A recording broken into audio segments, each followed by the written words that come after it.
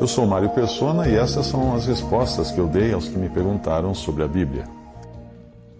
Você perguntou se eu sou dizimista. Não, eu não sou dizimista porque eu entendo que o dízimo foi uma instituição ligada à lei dada por Moisés e teve o seu lugar para o povo de Israel. Por isso você encontra o Senhor, também o próprio Senhor Jesus, indicando ao povo que desse o dízimo.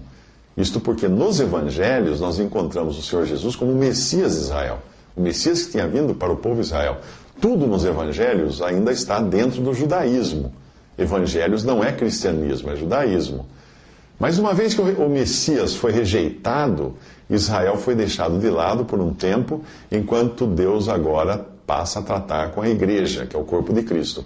Esse é um novo povo formado por judeus e gentios. E é este hoje o testemunho de Deus no mundo, a igreja.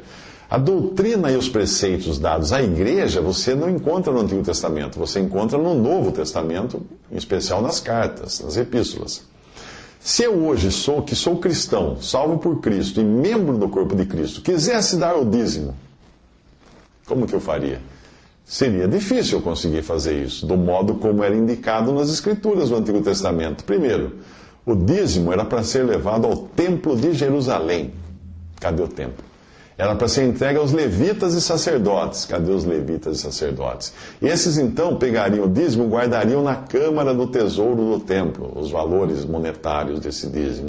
Esse valor seria então utilizado para a manutenção do templo de Jerusalém e dos levitas e dos sacerdotes. Os levitas, eles eram responsáveis pelos serviços do templo e os sacerdotes atuavam como intermediários entre Deus e os homens. Muito bem. Hoje não existe mais um templo designado por Deus como era o de Jerusalém. Apesar de existirem muitos templos que foram criados pelos homens por aí, e alguns deles até como caricaturas do templo, porque Deus não ordenou construir nenhum outro templo, só aquele. Uma vez que aquele templo de Jerusalém foi destruído, o único templo divinamente ordenado e reconhecido foi destruído. Deus permitiu a destruição. Qualquer tentativa de se construir um templo hoje não passa de vã presunção humana. Portanto, eu não poderia separar um valor para entregar para a manutenção do templo, já que o templo não existe mais para ser mantido. Percebe? E além disso, no Novo Testamento fica muito claro que o templo que Deus agora reconhece são os salvos, coletiva e individualmente. O corpo do crente é o templo do Espírito Santo, e a igreja como um todo é o templo do Espírito também. O dízimo também era usado para a manutenção dos levitas, que cuidavam do serviço do templo. Bom, não há mais templo, não há mais levitas hoje. Portanto, não existe razão para separar uma quantia para essas pessoas, porque elas não existem e elas não vão poder cuidar de algo que também não existe. Quanto aos sacerdotes daquela época, hoje nós temos o Senhor Jesus como nosso sumo sacerdote nos céus. Não tem mais intermediários humanos como no passado, que precisassem ser mantidos com os dízimos. E além disso, hoje, todos os que creem em Cristo são um sacerdócio santo, com acesso direto e restrito a Deus por intermédio de Jesus. O véu do antigo templo foi rasgado de alto a baixo e abriu esse acesso.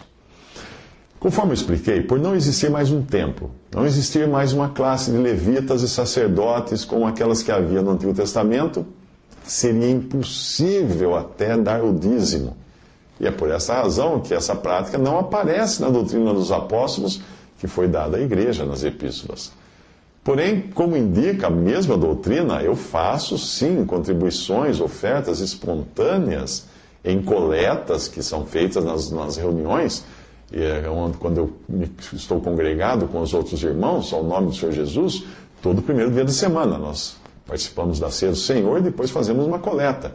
As coletas não são públicas, apenas os que estão em comunhão à mesa do Senhor é que colocam ali um valor. Não são aceitas contribuições de visitantes. Não são, ao contrário de muito que você vê por aí, né? Mas não são aceitas. O valor que é arrecadado nessa coleta, ele é então destinado às necessidades dos santos, que são os salvos por Cristo, e não à manutenção de alguma organização religiosa, pagar salário de pregador ou coisa assim, não. São para as necessidades dos santos. Isso você encontra também nas cartas aos Coríntios, essas instruções acerca das coletas feitas em favor dos santos.